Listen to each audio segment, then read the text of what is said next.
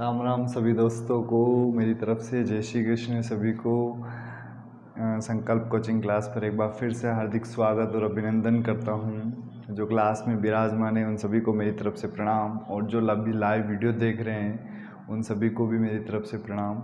सभी का इस क्लास में हार्दिक स्वागत करता हूं। जैसा कि हम पढ़ रहे थे रीड सेकंड लेवल मैथ्स का गुणनखंड का टॉपिक, कल की क्लास में हमारा गुणनखंड चल रहा था और गुणनखंड में हमने कुछ सर्वसमीकाएँ लिखी थी, कुछ प्रॉपर्टीज़ लिखी थी। उस सर्वसमीका में हमने कल जो सर्वसमीका बात की थी कि x + a × x + b वाली सर्वसमीका, और उस पर भी हमने बात की थी कि जब 3 पद दे रखा हो और 3 पद देने के बाद हमें गुणनखंड ज्ञात करना हो, तो उस पर अपन बात करते हैं। तो उसी के साथ अपन इस टॉपिक को कंटिन्यू रखते हुए श्री गणेश करते हुए सर्वप्रथम पहला सवाल करते हैं कि x² - 10x - 119 इसका गुणनखंड ज्ञात कीजिए। कल बताया था कल की क्लास में, उसको एक बार फिर से बता देता हूँ कि पहले पद का गुणा किससे करते हैं? पहले पद का गुणा करते हैं तीसरे पद से। क्या आ जाएगा? 119x²। अब इस 119 के 2 टुकड़े ऐसे करने कि दोनों को गुणा करें तो 119, दोनों को जोड़ें या घटाएं तो 10 आ जाए। अभी जोड़ना घटाना बात की बात है। अगर मैं 119 के 2 टुकड़े करता हूँ तो 17 और 7, 17x और 7x, 17 7 119। अब हमारे पास 119 किसका आ रहा है? प्लस का, लेकिन -10x जो है, सॉरी 119 जो आ रहा है वो माइनस का आ रहा है। अब ये जो 10x आ रहा है वो किसका आ रहा है? माइनस का। तो अपन अगर इसको माइनस ले और इसको प्लस ले तो 17 में से 7 गया तो -10, माइनस का गुणा प्लस से क्या तो माइनस। इसका मतलब अपन -10x की जगह 17x - 7x लिख सकते। यहाँ लिख दिया मैंने x² - 17x + 7x - 119। अब क्या करते हैं, यहाँ 1 2 3 4 पद हो गए, 4 पद से कॉमन निकालते थे। स्टार्टिंग के 2 पद में से कॉमन लेते, क्या लेते? x। यहाँ से x कॉमन का मतलब हुआ जो आपने बाहर कॉमन लिया उसी का भाग देना। x माइनस कितना बच गया? 17, प्लस 7 कॉमन निकाला, x माइनस कितना बच गया? 17। अब ये कोष्टक देखिए, x - 17 और x - 17 सेम आ गया, दोनों सेम है तो इसको मैंने बाहर निकाल दिया। इधर क्या बच गया? x + 7। तो इसके जो गुणनखंड है वो क्या हो गए? x - 17 × x + 7, और यही इसका गुणनखंड है। प्रश्न सिंपल सा आता है कि गुणनखंड ज्ञात कीजिए। ये बस आपको इसमें याद रखना होता है कि पहले पद का गुणा किससे करना होता है? तीसरे पद से। अब अपन यही बात करते हैं इसमें कि x² - 27xy + 72y²। जस्ट इससे पहले वाला सवाल देखिए कि जो हमने अचर पद वाला था, मतलब पहला चर पद था, दूसरा चर था और तीसरा अचर था, लेकिन यहाँ पर तीनों में अचर पद है। पहले सबसे पहला अपन जब भी ऐसा सवाल आएगा गुणनखंड ही करना है, लेकिन सबसे पहले देखो क्या कॉमन निकल सक रहा है क्या? यहाँ x, यहाँ x, यहाँ y, लेकिन यहाँ y नहीं, यहाँ y है और यहाँ y, तो कॉमन तो नहीं निकल सकता। जब कॉमन नहीं निकल सकता तो जो हम तरीका अपना रहे हैं उसी तरीके से कीजिए कि पहले पद का गुणा किससे करना होता है? तीसरे पद से। तो पहले पद का गुणा करते हैं 72 का गुणा x² y से, क्या यानी पहले पद का गुणा तीसरे से कर लिया, प्लस का है। अब यहाँ पर x² - 27x + 72। अब यहाँ देखते हैं इस 72 के 2 टुकड़े करो कि उन दोनों को गुणा करे तो आ जाए 72 और दोनों को जोड़े तो आ जाए आपका 27। तो मैं यहाँ कर देता हूँ 24 और 3 यानी x² y², ऐसे कर दिया मैंने। 24xy यहाँ टुकड़े मैंने किए, 24xy और 3xy, 24 और 3 27, xy का गुणा xy से किया तो x² y²। अब यहाँ देखो ये 72 किसका आ रहा है? प्लस का, लेकिन ये 27 किसका आ रहा है? माइनस का। तो मैं इन दोनों को माइनस कर देता हूँ, माइनस का गुणा माइनस से क्या प्लस हो गया। तो अपन इस 27 की जगह लिख सकते हैं x² - 24xy - 3xy + 72y²। तो 3 पद से कितने पद बन गए? 4 पद। अब फिर से आप कॉमन ले लीजिए, क्या निकाल सकते हैं? x कॉमन निकाला तो क्या बच गया? x minus 24y। फिर यहाँ पर y है, यहाँ तो यहाँ y कॉमन निकाला, लेकिन y भी कौन सा? माइनस का y। तो माइनस का y कॉमन निकाला तो अंदर बच जाएगा आपका, सॉरी माइनस का 3y कॉमन ले लेते हैं, ठीक है। जब y कॉमन निकल गया, 3 कॉमन निकल गया तो अंदर क्या बच गया? x। और 3 का बाद बोतल में कितनी बार गया? 24y बार। तो x माइनस 24y और x माइनस 24y दोनों कोष्टक सेम आ गए। दोनों कोष्टक सेम आ जाते तो इसको कितनी बार लिख लेते? इसको लिख लेते अपन 1 बार। यहाँ बच जाएगा x माइनस 3 बार। तो इस पूरे का गुणनखंड कितना आ गया? x minus 24y into x minus 3 बार। तो इन दोनों सवालों के गुणनखंड जब भी इस तरह का सवाल आएगा तो उसे त्रिक गुणनखंड कहते हैं, यानी 3 पद दे रखे होंगे, उन 3 पद का गुणनखंड करने के लिए उनके टुकड़े करेंगे और उनको 4 पद बनाएंगे, और 4 पद बन जाए उसके बाद आप उसमें से कॉमन लेंगे। अब नेक्स्ट सवाल देखते हैं। नेक्स्ट सवाल, इस तीसरे और चौथे में सबसे पहले अपन चौथा करते हैं, तीसरा भी कर सकते हैं लेकिन पहले चौथा करते हैं। चौथे में भी 1 2 3 पद है, कोई कॉमन नहीं निकल रहा है क्योंकि यहाँ पर y नहीं है और यहाँ पर x नहीं है। यही जस्ट अभी इससे पहले जो सवाल किया वैसे ही करना है। तो अपन क्या करते हैं, x की घात 4 तो ऐसे रख देते हैं। अब देखो पहला पद क्या है? x की घात 4। अंतिम पद क्या है? तीसरा पद 63 y की घात 4। दोनों का गुणा क्या कितना आ गया? माइनस 63 x की घात 4 y की घात 4। अब मुझे 63 के 2 टुकड़े ऐसे करने कि उन दोनों को आपस में गुणा करूं तो आ जाए 63, दोनों को जोड़ूं या घटाऊं तो कितना आ जाए? तो 9 सतानी 63। तो अपन क्या करते हैं, इसको लिख देते हैं 9x square y square 7x square y square, ठीक है।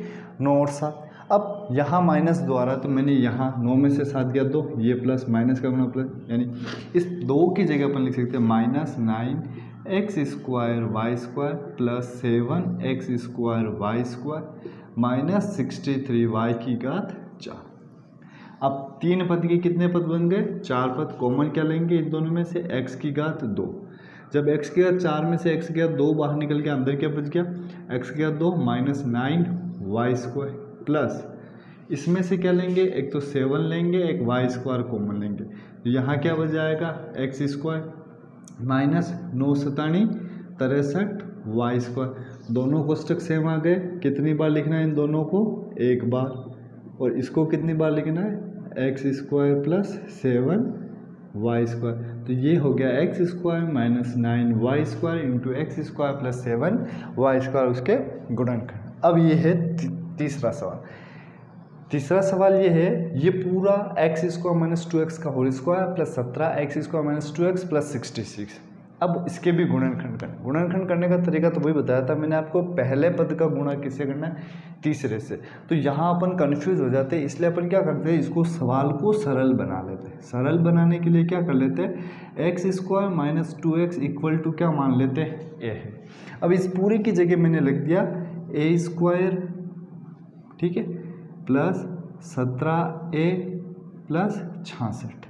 अब अपन कर लेंगे कि भाई इस एक पहले पद का गुणा तीसरे से क्या, तो 66x स्क्वायर और 17, यानी इसको अपन लिख सकते हैं A square plus 11a plus 6a plus 66।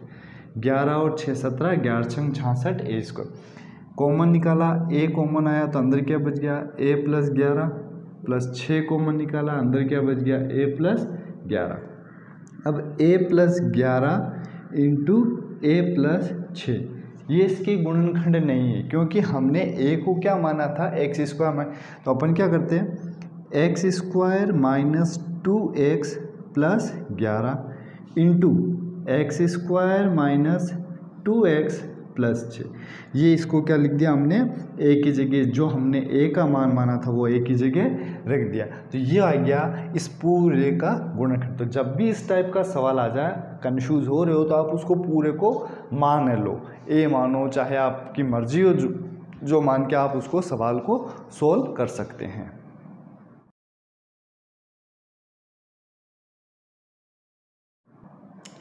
Six सवाल, 25a² minus 10a plus 1 minus 36b²। इतनी देर अपन जब गुणनखंड कर रहे थे वो तीन तीन पदों का कर रहे थे।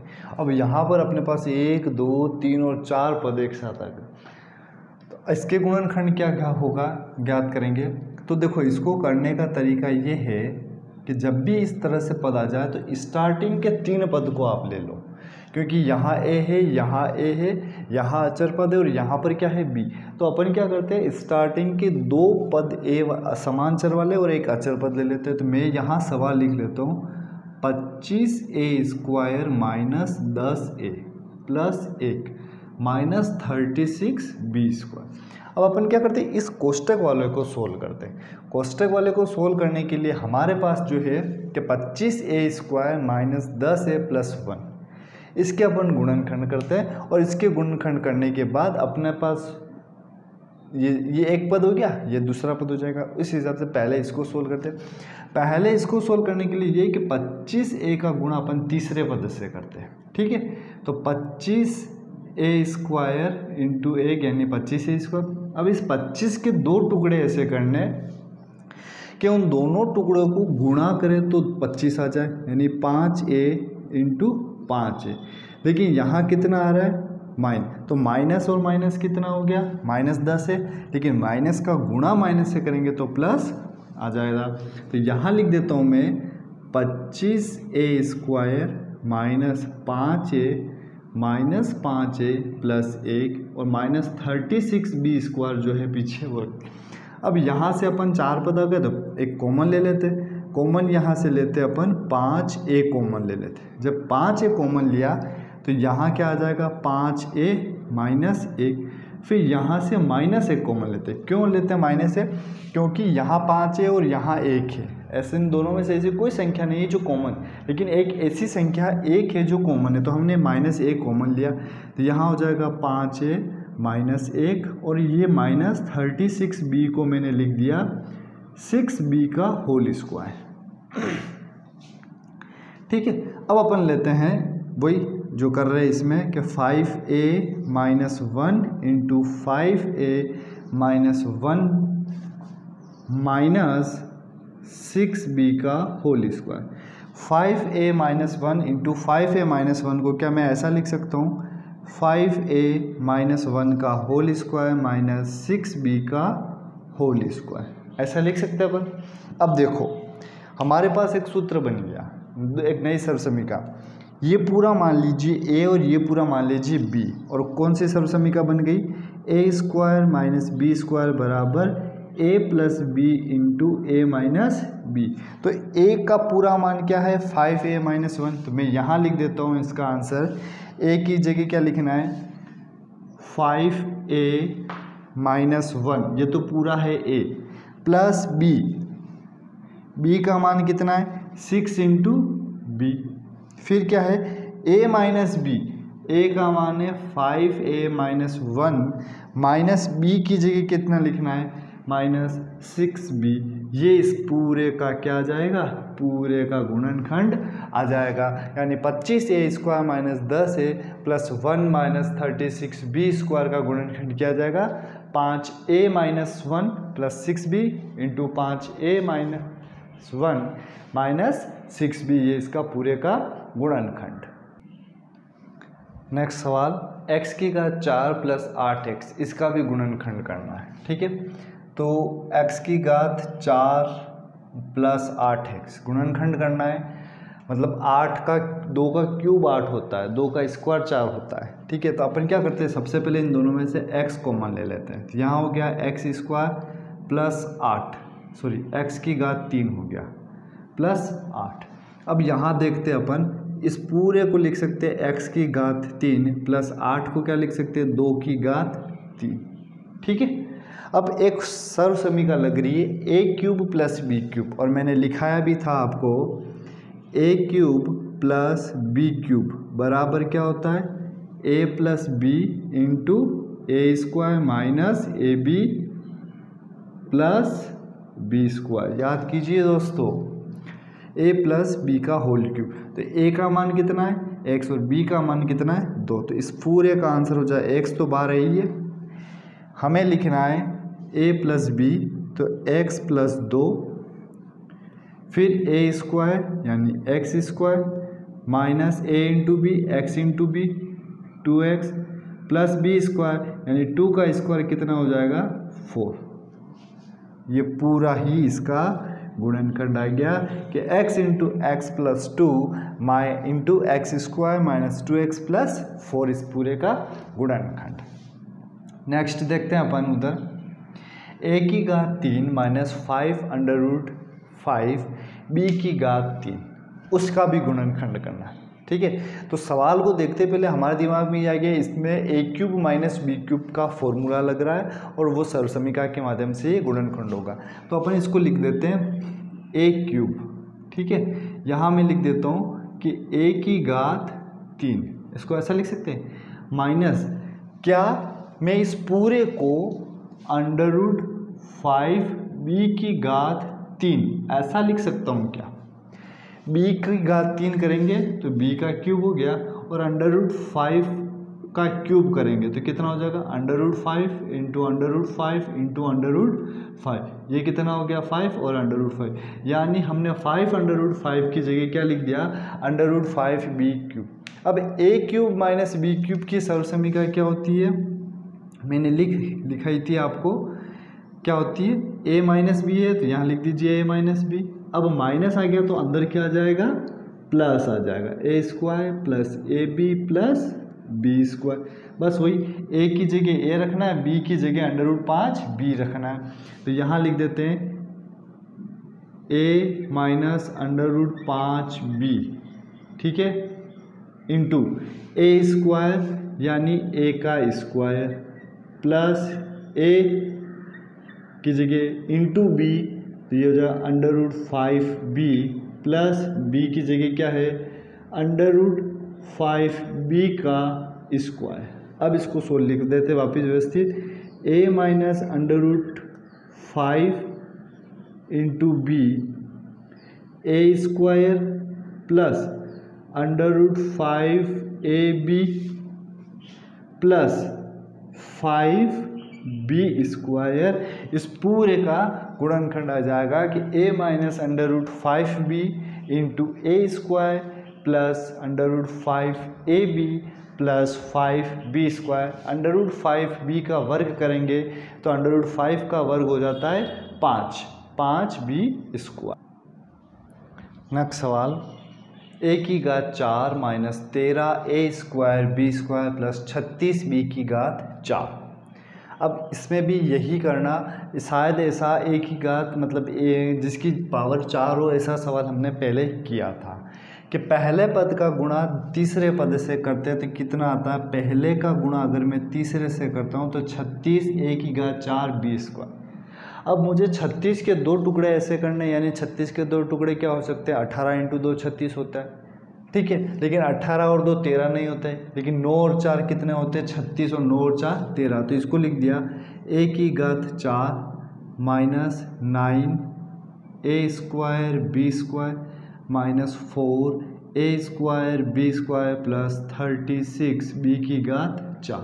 अब 9 और 4 कितने हो गए 13 माइनस 13, 9 और 4 36, माइनस का गुणा माइनस से क्या प्लस, a की घात इंटू a की घात 2, a की घात 4 b की घात 2 इंटू b की घात 2 यानी b की घात 4। कॉमन निकाला हमने, a की घात 2 कॉमन निकाला तो यहाँ बच गया a की घात 2 माइनस 9 b स्क्वायर, माइनस यहाँ से हमने 4 और b स्क्वायर कॉमन निकाला तो यहाँ बच गया एक तो आपके a की घात 2 minus 9 b square, a square minus 9b square, a square minus 9b square दोनों सेम है तो यहाँ लिख दिया a square minus 9b square, इधर लिख दिया a square minus 4b square, a square minus 9b square, a square minus 4b square, ये इस पूरे का गुणनखंड। अब एक चीज़ और देखना दोस्तों, अगर 2 ऑप्शन आ सकते हैं, मतलब एक ऑप्शन तो ये हो गया हमारा, ठीक है, एक आंसर तो हमारा इस गुणनखंड का ये हो गया। अगर सपोज मान लीजिए यही सवाल एग्ज़ाम में आता है और एग्ज़ाम में आने के बाद यही सवाल का आंसर ऑप्शन में ये नहीं देकर कुछ अन्य दे रखा होता है तो भी अपन निकाल सकते हैं, क्योंकि एक आंसर तो हमारे पास ही हो गया। आप बता सकते हैं इसका और आंसर क्या होगा। ध्यान से देखिए, ए स्क्वायर माइनस बी स्क्वायर बराबर ए प्लस बी इंटू ए माइनस बी, ए स्क्वायर माइनस बी स्क्वायर ए प्लस बी इंटू ए माइनस बी। यहाँ से इसको अपन लिख सकते हैं, मैं इसी सवाल को आगे कर रहा हूँ, इसको आगे बढ़ाता हूँ। इसको लिख सकता हूँ मैं ए की घात 2 माइनस 3b का स्क्वायर, ठीक है। और इसको लिखता हूँ ए की घात 2 माइनस 2b का स्क्वायर। अब ए स्क्वायर माइनस बी स्क्वायर क्या होता है, ए प्लस बी ए माइनस बी, ये हो जाएगा ए प्लस बी इंटू ए माइनस बी, हो गया। सेम इसी प्रकार ये ए प्लस बी इंटू ए माइनस बी, चाहे इसको आप ऐसा लिखो चाहे इसको आप ऐसा लिखो, अगर ऑप्शन ये हुआ तब भी आपका ऐसे इसको और सोल्व कर सकते हैं। देखते हैं वो वाला सवाल, 9वां सवाल। P square plus 2pq minus 80q square, p common नहीं निकल रहा है तो वही पहले पद का गुणा दूसरे पद से कीजिए, कितना आता है माइनस 80 स्क्वायर। अब 80 के टुकड़े करने, ठीक है, 16 5 80, 16 का गुणा 5 से करोगे तो 80, लेकिन यहाँ हमारा आ रहा है 2p, तो एक काम ये हो सकता है, इसको लिख सकते हैं अपन p square plus 10pq minus 8pq। 10 में से 8 घटाओ, 2 प्लस का गुणा माइनस से करो, माइनस 10 का गुणा 8 से करो 80, p का गुणा p से p स्क्वायर, q का गुणा q से q square minus 80q square. Common निकाला यहाँ से p, तो अंदर बच गया p प्लस 10q माइनस यहाँ से 8q कॉमन निकाला तो अंदर बच गया p plus 10q, p plus 10q, p plus 10q same यहाँ लिख दिया हमने एक बार, p plus 10q into p minus 8q।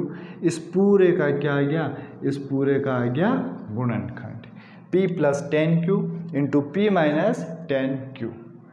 तो यहाँ आज ये 9 सवाल कराए। आज की क्लास में इतना ही। गुणनखंड के जो हमारे सवाल बचे हुए थे वो हमने किए, प्रैक्टिस और करते रहिएगा आप। अब नेक्स्ट जो क्लास होगी कल, उसमें अपन टॉपिक लेंगे अनुपात और समानुपात। अनुपात और समानुपात क्या होता है, तो उस टॉपिक को पढ़ने से पहले आपसे भी एक निवेदन है कि आप उस टॉपिक को, अपने पास अगर कोई भी गाइड बुक है या अपने पास कोई भी मैथ्स की बुक है, उस मैथ्स की बुक में अनुपात और समानुपात का अगर टॉपिक हो तो उस टॉपिक को आप पढ़िएगा। पहले क्या होता है अनुपात, क्या होता है समानुपात, उस पर सिर्फ सवाल नहीं करने, अनुपात और समानुपात को समझिएगा। अनुपात का चिन्ह क्या होता है, समानुपात का चिन्ह क्या होता है, उसकी कुछ प्रॉपर्टीज़ होगी, मिश्र अनुपात, वर्गानुपात, घनानुपात, विलोम अनुपात क्या होता है, इन सारी चीज़ों को आप पढ़ने का प्रयास कीजिए। उसके बाद उसका टॉपिक कल लेंगे, कल की क्लास में उसकी शॉर्ट ट्रिक्स के बारे में अपन देखेंगे। तब तक के लिए आप सभी को मेरी तरफ से जय श्री राम।